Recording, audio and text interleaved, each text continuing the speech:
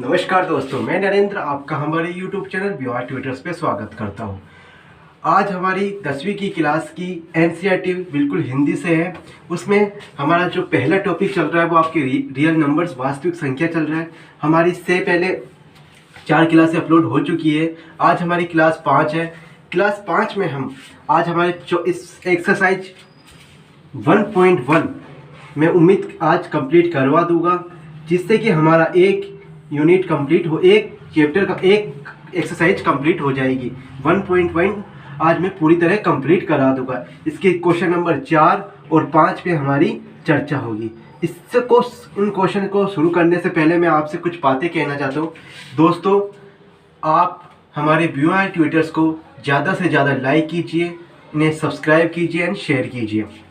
और क्या करें, और मैंने पहली वाली क्लासों में भी ये बता दिया है कि जो भी बच्चा जैसे मैं पढ़ाता हुआ चलता हूँ, एक प्रॉपर स्टेप बाय स्टेप चीज़ों को समझाते हुए चलता हूँ, आप वैसे मेरी चीज़ों को करते हुए चलोगे तो आपके मैं ये बात कह दूँ, अगर आप स्टेप बाय स्टेप मेरी चीज़ों के करते हुए चलोगे तो आपके 80 में से 80 नंबर दूर नहीं है। ये मेरी बात को समझिए। ये कोई मैं चैनल चलाने के लिए ये बात नहीं कह रहा कि आपके 80 में से 80 आ जाएंगे।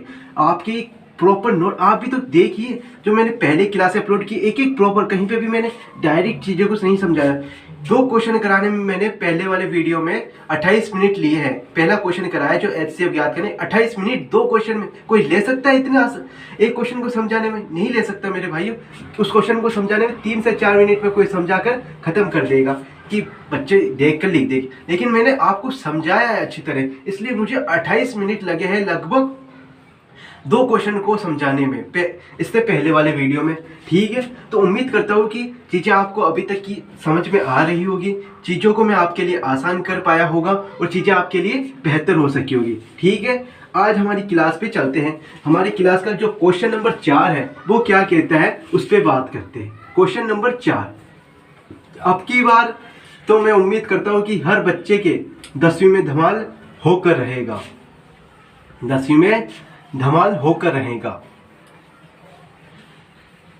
देखो क्वेश्चन नंबर 4, सभी बच्चे आप अपनी बुक में देखिए कि क्वेश्चन नंबर एक्सरसाइज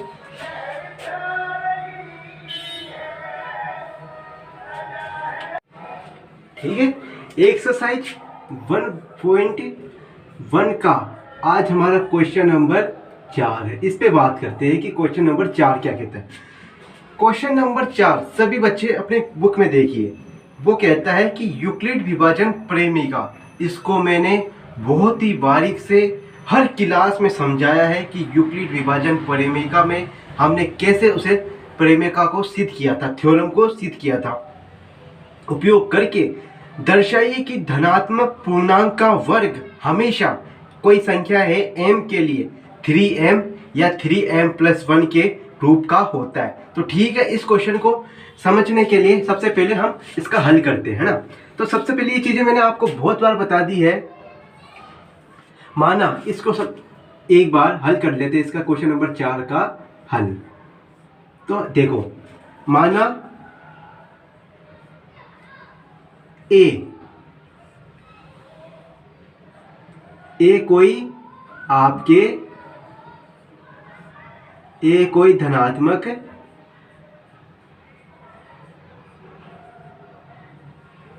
कोई आपके धनात्मक पूर्णांक है।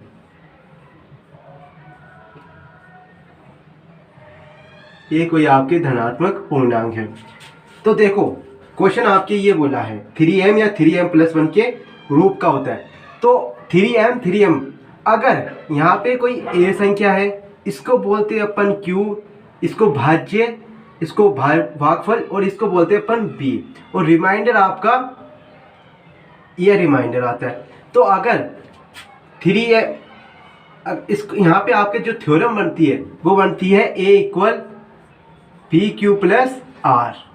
तो आपके पूछा 3m या 3m+1 के रूप का है। तो अगर मैं इसको 3 मान लूँ, मुझे क्योंकि यहाँ पे चाहिए 3m, तो 3m के लिए मुझे यहाँ पे इस भाजक को 3 मानना ही होगा। अगर मैं यहाँ पे इसको a मान लेता हूँ और इसको q मान लेता हूँ, तो जो रिमाइंडर बचेगा, यहाँ पे कुछ भी कोई संख्या मान लीजिए बचेगी, रिमाइंडर जो बचेगा मेरे पास आर, वो इस 3 से छोटा ही तो बचेगा। इससे पहले वाली क्लास में भी मैंने आपको अच्छी तरह समझा दिया है, जो रिमाइंडर बचेगा आपके वो 3 से छोटा ही तो बचेगा। यानी या तो 0 हो सकता है, या 1 हो सकता है, या 2 हो सकता है, 3 बिल्कुल नहीं हो सकता। ये रिमाइंडर इससे हमेशा छोटा होगा। ये चीज़ें मैंने आपको बता दी है। ये हमारा रफ काम था थोड़ी देर के लिए, यहाँ तक मैंने आपको समझा दिया कि है ना, हमेशा भाजक से शेषफल छोटा होगा। ये चीज़ें मैंने आपको बहुत अच्छी तरह समझा दिया है।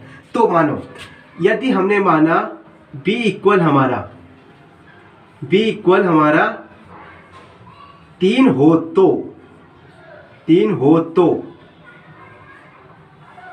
हो तो जो संख्या ए हमारी संख्याएं होगी, एक की संख्याएं होगी आपके पास, यानी इसकी जो संख्याएं बन सकती है वो आपके पास क्या क्या बन सकती है।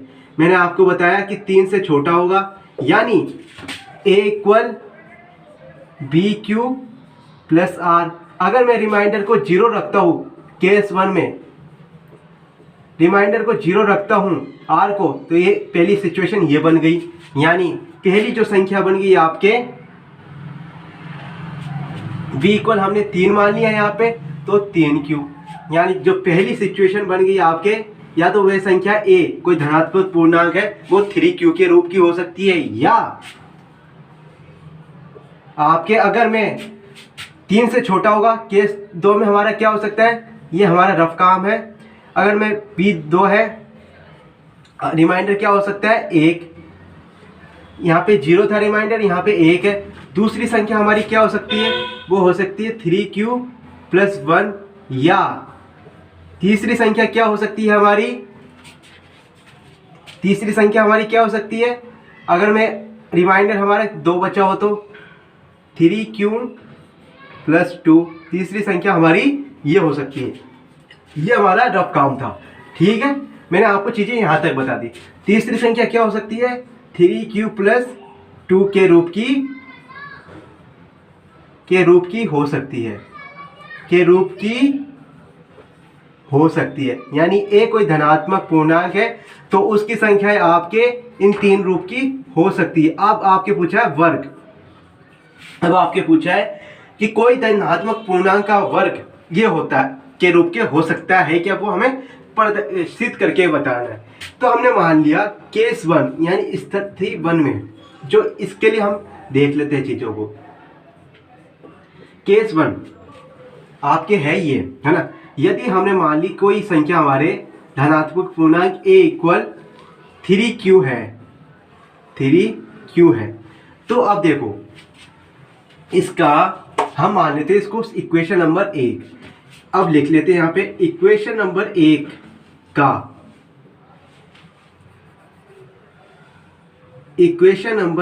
का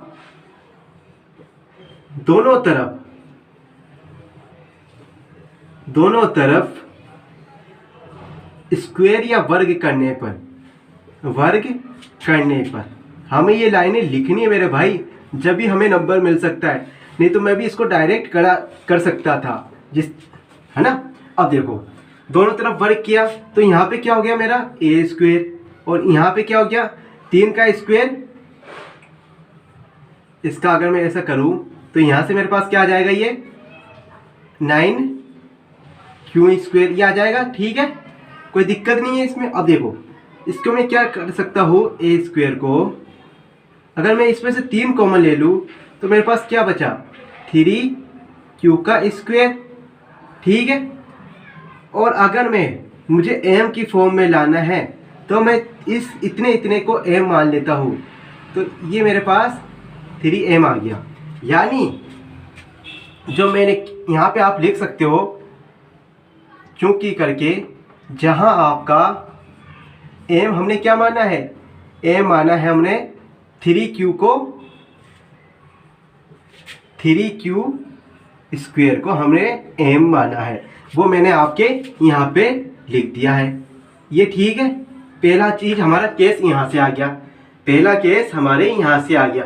यानी इससे तो स्पष्ट हो गया कि आपके कोई धनात्मक पूर्णांक a 3m के रूप का हो सकता है। अब हमें बाद में ये भी बताना है कि 3m+1 के रूप का भी हो सकता है क्या। तो अब क्या मैं इतनी चीज़ों को रफ कर सकता हूँ? चलो रहने दो, बाद में देखते हैं, है ना। केस 2 देख लेते हैं हम। स्थिति 1 हो गई हमारी, स्थिति सेकंड पे देखिए, पहली संख्या हो गई। अब दूसरी संख्या देख लेते हैं। यदि a इक्वल आपका 3q+1 है। क्या दोस्तों आपको 8वीं क्लास 7वीं क्लास में एक फॉर्मूला पढ़ा था आपने, वो याद है? a+b का होल स्क्वायर। क्या याद है आपको? याद भी नहीं है तो एक बार मैं लिख देता हूँ वो क्या होता है, याद आ जाएगा आपको देखते ही। a का स्क्वायर प्लस b का स्क्वायर प्लस 2ab, ये आपके इसका एक फॉर्मूला होता है। वो मैंने क्यों बताया है वो यहाँ पे आपके लिए अप्लाई होगा। तो आप देखो, इसको अपन इक्वेशन नंबर 2 मान लेते हैं। तो अब इक्वेशन नंबर 2 के दोनों तरफ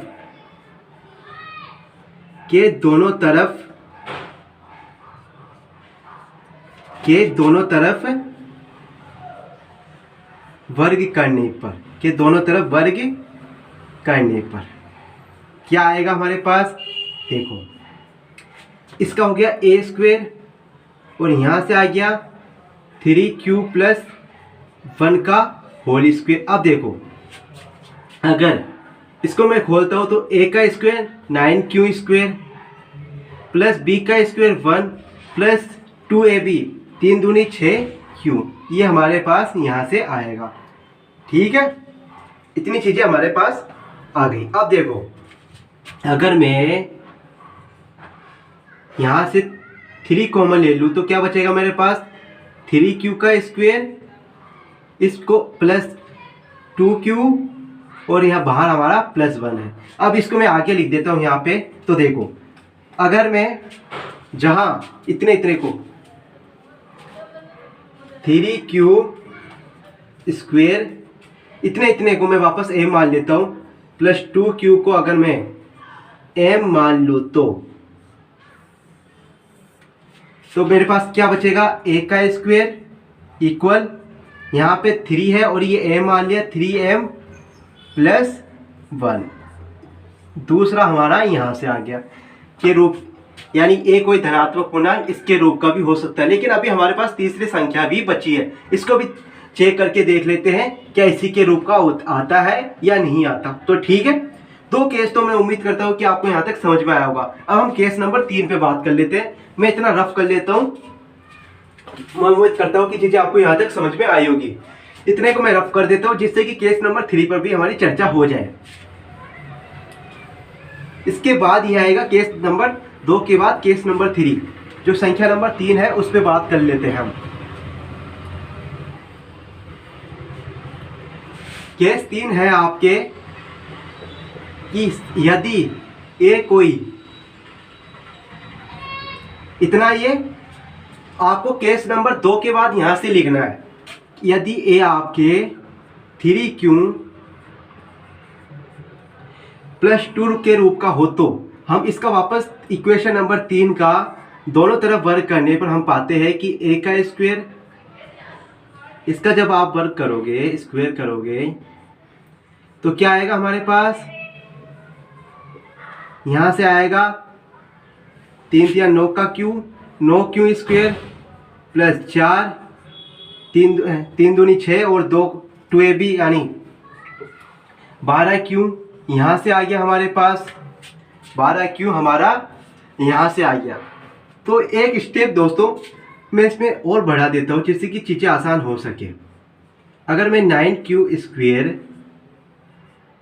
प्लस 12q और 4 को मैं क्या ये लिख सकता हूँ 3 + 1, इससे कुछ नया तो लेके नहीं आया, 3 + 1 4 ही होता है। ऐसा मैंने क्यों किया उसको समझने की कोशिश करना आप।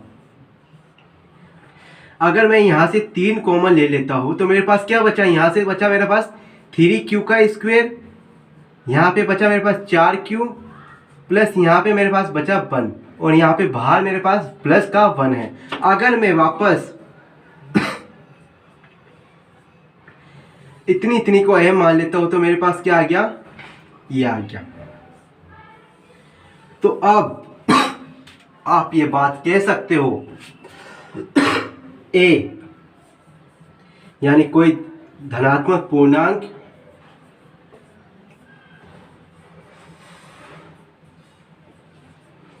ए कोई धनात्मक पूर्णांक आपके 3m या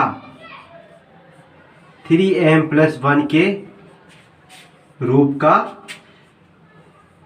हो सकता है। मैंने एक एक चीज आपको बहुत ही बारीक से एक एक धीरे धीरे लिखकर समझाई है। अगर फिर भी आपको समझ में नहीं आता है तो आप कमेंट कर देना, मैं चीजों को वापस क्लियर कर दूंगा। दोस्तों आपको ये इतनी चीजें तो लिखनी ही होगी, इतनी चीजें लिखने के बाद ही आपको नंबर मिल पाएंगे। ये चीजें एकदम प्रॉपर है, स्टेप बाय स्टेप है, कोई इसमें नया अलग नहीं है कि इनमें चीज़ों को हम शॉर्ट कर सकते हैं। शॉर्ट करने से हमको नंबर भी शॉर्ट ही मिलते हैं, इसलिए मैंने चीज़ों को प्रॉपर आपको बारीक तरीके से समझाया है कि चीज़ें ऐसे क्लियर होती है। अगला क्वेश्चन नंबर 5 भी इसी पैटर्न पे आधारित है। मैं चाहूँ तो उसको होमवर्क के लिए दे सकता हूँ, लेकिन नहीं, मैं यहाँ पर अगर किसी भी बच्चे को ये क्वेश्चन समझ में नहीं आया है तो वापस वो मेरा क्वेश्चन नंबर 5 देख लीजिए, जिससे कि क्वेश्चन नंबर 4 और 5 पूरी तरह आपका क्लियर हो सके। क्वेश्चन नंबर 5 आपके क्या कहता है, आप सभी लोग अपनी बुक में देखिए। क्वेश्चन नंबर 5 आपके ये कहता है कि यूक्लिड विभाजन प्रमेयिका का प्रयोग करके दर्शाइए कि किसी धनात्मक पूर्णांक का घन, याद करना पहले वाले क्वेश्चन में था वर्ग, इसमें है घन, 9m+1 या 9m+8 के रूप का होता है। ये हमको प्रूफ करके बताना है। तो हम वापस वही कर लेते हैं जैसा क्वेश्चन नंबर 4 में किया था। हमने क्वेश्चन नंबर 4 में हमने ये किया था कि माना ए कोई आपके धनात्मक पूर्णांक है, ए कोई आपके धनात्मक पूर्णांक है, एकदम ज्यादातर सेम ये क्वेश्चन नंबर 4 की तरह मैच खाता है। अगर मैं यहाँ पे यदि b = 3 मान लूँ तो क्या आएगा मेरे पास, तो संख्या मेरे पास क्या क्या बन सकती है, एक की संख्याएं क्या क्या बन सकती है, एक की संख्या हमारे पास क्या क्या बन सकती है, ध्यान से देखो, एक की संख्या इससे छोटी बनेगी, यानी आपके पास क्या क्या बन सकती है, या तो 3q बन सकती है। इससे पहले वाले क्वेश्चन में मैंने आपको पूरी तरह बता दिया है, 3q या 3q+1, या इससे छोटी बनेगी 3q+2 के रूप की हो सकती है, के रूप की हो सकती है, के रूप की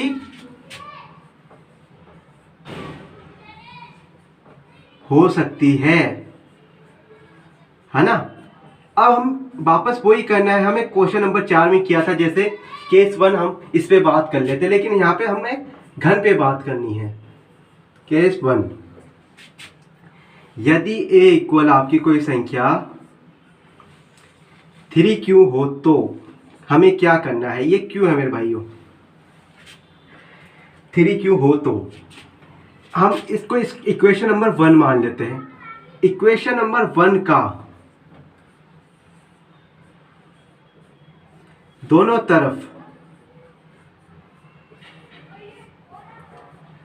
तरफ घन करने पर, घन का मतलब क्यूब करने पर,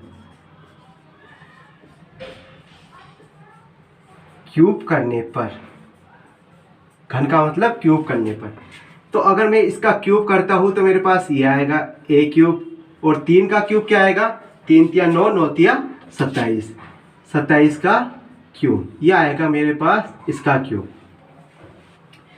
ठीक है, यहां तक आ गया। अगर मैं देखूं मेरे भाइयों, अगर मैं यहां से आपके पूछा 9m, तो 9 कॉमन ले लूं तो यहां से मेरे पास क्या बचेगा, 3q का क्यूब, ये बचेगा। तो अगर मैं a³ इतने को जहां m = 3q का क्यूब मान लूँ, तो मेरे पास यहाँ से ये आ गया ना, 9m। ठीक है, क्वेश्चन में आपकी ये पूछा भी है 9m, यानी एक धनात्मक पूर्णांक का क्यूब आपके 9m का रूप का हो सकता है। ठीक है, केस 1 आपका यहाँ पे पूरी तरह क्लियर हो गया। बहुत ही आसान तरीके से मैंने चीज़ों को समझाया है। ठीक है, अब केस 2 और 3 पर भी हम चर्चा कर लेते हैं, जिससे कि हमारा एक क्वेश्चन अच्छा समाप्त हो जाए। केस 1 में उम्मीद करता हूँ कि समझ में आया होगा। इतने का मैं रफ कर देता हूँ यहाँ पर। इससे केस 1 के बाद आप देखना कि केस 2 और 3 क्या कहते हैं, किस पैटर्न पे आधारित है, उनको कैसे कर सकते हैं। तो देखो, केस 2,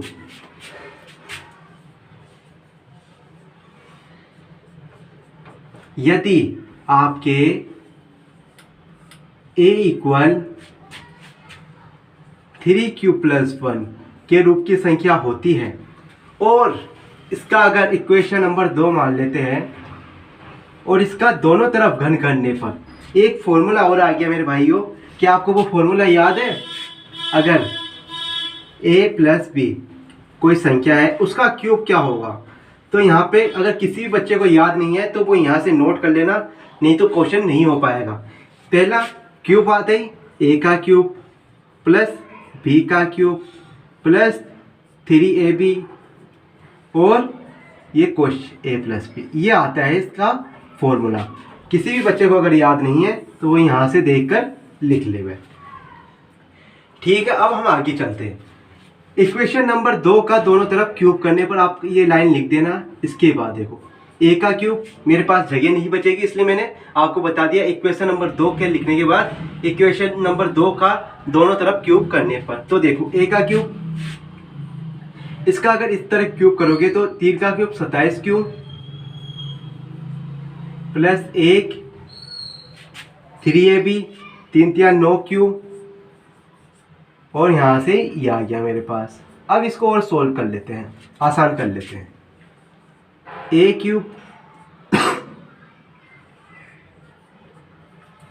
यहाँ से ये बचा मेरे पास, इसको अंदर कर देता हूँ मैं, प्लस 9 × 27 क्यू का स्क्वायर प्लस 9q प्लस 1। ठीक है, कुछ ही नहीं किया मैंने, इसको अंदर मल्टीपल कर दिया। अब देखो, अगर मैं यहाँ से क्या करूँ, 9 कॉमन ले लो, 9 कॉमन ले लिया तो यहाँ से मेरे पास क्या बचा, 3 का क्यूब प्लस 3 का क्यू स्क्वायर प्लस यहाँ से मेरे पास 1 बचा और इसको ऐसे, यहाँ तक मैंने यहाँ पे कॉमन लिया था, इतनी में मैंने कॉमन लिया था। अब मैं अगर क्या करूँ, इसको मैं वापस पुनः m मान लेता हूँ, इतनी को, तो 9m प्लस 1। ये हमारा दूसरा केस आ गया, हमारा दूसरा केस आ गया यहाँ से। आप यहाँ पे क्या करोगे, ऐसा लिख देना, जहाँ m हमने माना आपका 3q का स्क्वायर, क्यूब है 3 क्यूब है ना, इतने को हमने m माना। अब हम देख लेते हैं केस नंबर 3, जो हमारी अगली संख्या है उस पर बात कर लेते हैं। केस नंबर 3,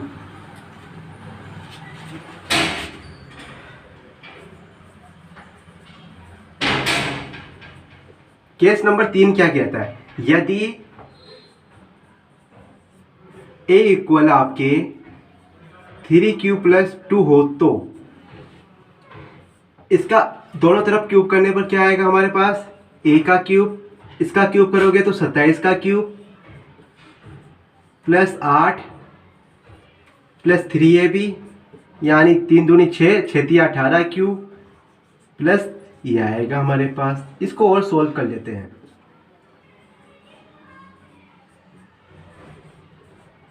ये मैंने लिख दिया यहाँ पे, इसको मैं बाद में लिखूंगा।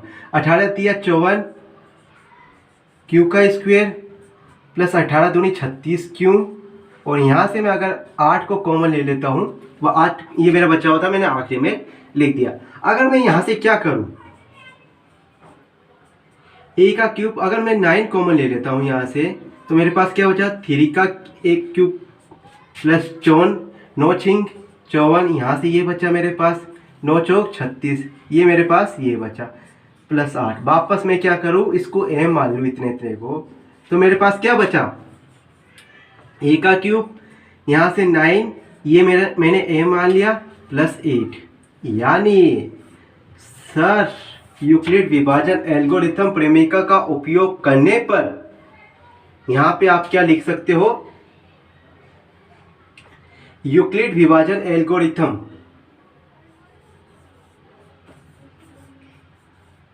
यूक्लिड विभाजन अतः आप लिख सकते हो यहाँ पे यूक्लिड विभाजन प्रेमिका का उपयोग करने पर का यूज करने पर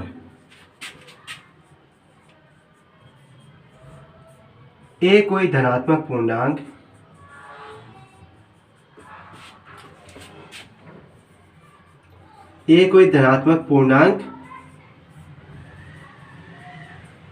आपके 9m +1 या 9m +2 के रूप का होता है। यह आपको लाइन लिखनी है अंत में क्वेश्चन होने के बाद, जिससे कि आपको ये लगभग क्वेश्चन बहुत बड़ा है, लगभग आएगा तो आपके 5 नंबर तक आ सकता है, नहीं तो नहीं आ सकता। वैसे बड़ा क्वेश्चन है लेकिन हमें चीज़ें समझनी है। मैं उम्मीद करता हूँ कि दोस्तों आज की क्लास थोड़ी क्वेश्चन अच्छे लेवल के थे दोनों। उम्मीद करता हूँ कि मैं समझाने में आपको सफल हुआ होगा, आपके लिए चीज़ें आसान हो पाई होगी। चीज़ों को मैंने बारीक से एक एक चीज़ें समझाने की कोशिश की है। फिर भी अगर आपको समझ में नहीं आती है तो आप कमेंट कर देना, मैं चीज़ों को वापस समझा दूंगा। ठीक है दोस्तों, अगर आपको मेरी ये क्लासें पसंद आ रही है तो आप इन्हें ज़्यादा से ज़्यादा लाइक कीजिए, और आपने अभी तक भी हमारे बीवाल ट्यूटर्स को सब्सक्राइब नहीं किया है तो आप उसे सब्सक्राइब कीजिए और हमारी क्लासों को ज़्यादा से ज़्यादा शेयर कीजिए। इसी के साथ जय हिंद, जय भारत।